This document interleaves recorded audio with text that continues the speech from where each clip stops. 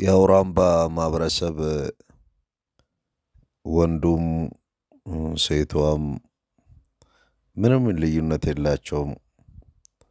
ነገር ግን እኔ እንደዚህ ግራ የገባኝ ወንዶቹ ታዲያ ለምን እዚህ ላይ አልተሳተፉም? ይሄ እንደ ድንጋይ ፈለጥ አይደል? እንደ ድንጋይ እኮ ቢፈለጥ ይሻላል። የሴቶቹን እኮ ወገብ ጨረሰ። ይሄ ገንፎ ማለት ነው። በጣም ነው የገረመኝ። ገንፎ እንደዚህ እንደሚከብድ እኔ አላውቅም። በእውነት በጣም አንዳንድ ቦታ ላይ እህቶቻችንን ሲወልዱ እያንዳንዱ ቤት ገንፎ ይቀርባል። የሚወደው ሰው ደግሞ ይበላል። ይሄኛው ግን በጣም በጣም ጉልበት የሚጠይቅ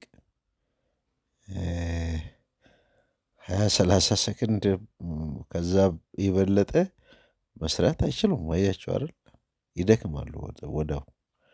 ወዳው ነው የሚደክሙትና ገንፎ እንደዚህ ሲያደክም በጣም ነው የገረመኝ። በጣም እና የሚበላው ሰው ግን በቃ እጁን ታጥቦ ቁጭ ብሎ ይበላል። እነሱ እንደዚህ ለፍተው ወገባቸው ተቆርጦ በቃ ይኸውላችሁ ይኸው አቤት አቤት አቤት አቤት ሞራላቸው ደግሞ በጣም ይሄ ሁሉ ሴት ለዚህ ገንፎ ማለት ነው። አቤት ወገብ ተቆረጠ በቃ ያ ዛሬ ብዙ እንግዲህ ሲበላ ምን እንደሚሆን አላውቅም። እንደዚህ ወገብ ተቆርጦ የሚበላ ነገር ቢቀርስ? ኧረ ጌታዬ! እስቲ እናንተ ምን ትላላችሁ? ምን ትላላችሁ? ገንፎ በጥቂቱ ካልሆነ ጉልበት እንደሚጠይቅ ይታወቃልና ይሄ ጉልበት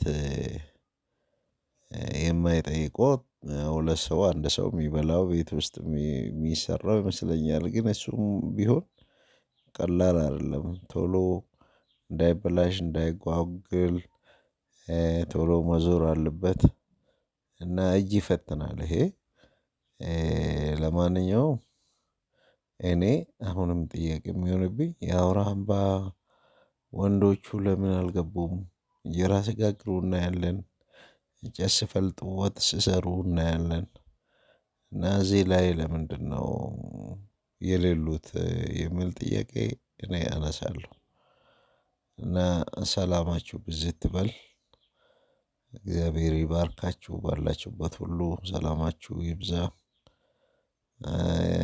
አግኝታችሁ አትጡ። ጤናችሁ ሙሉ ይሁን። የዘራችሁት ይብቀል፣ የወለዳችሁት ይባረክ። እግዚአብሔር ከፊታችሁ ይውጣ። እግዚአብሔር ይከተላችሁ። እግዚአብሔር የለመናችሁትን ሁሉ ይስጣችሁ። የልባችሁን ምኞት ሁሉ ይሙላላችሁ።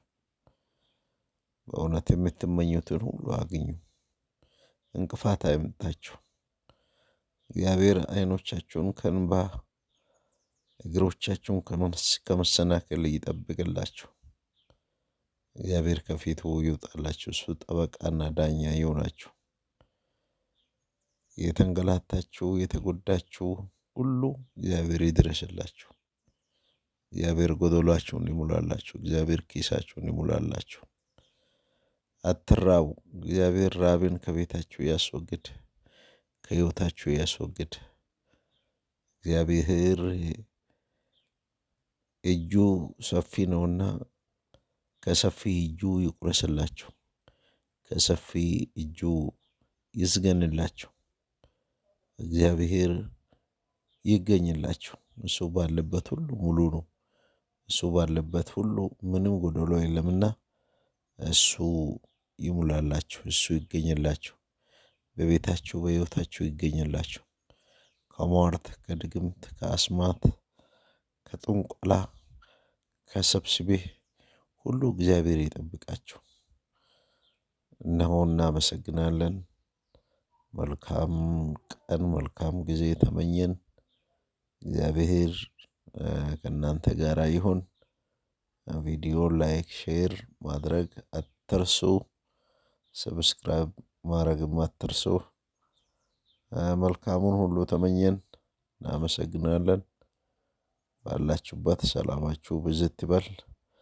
እግዚአብሔር ኢትዮጵያንና ሕዝቦቿን ይባርክ።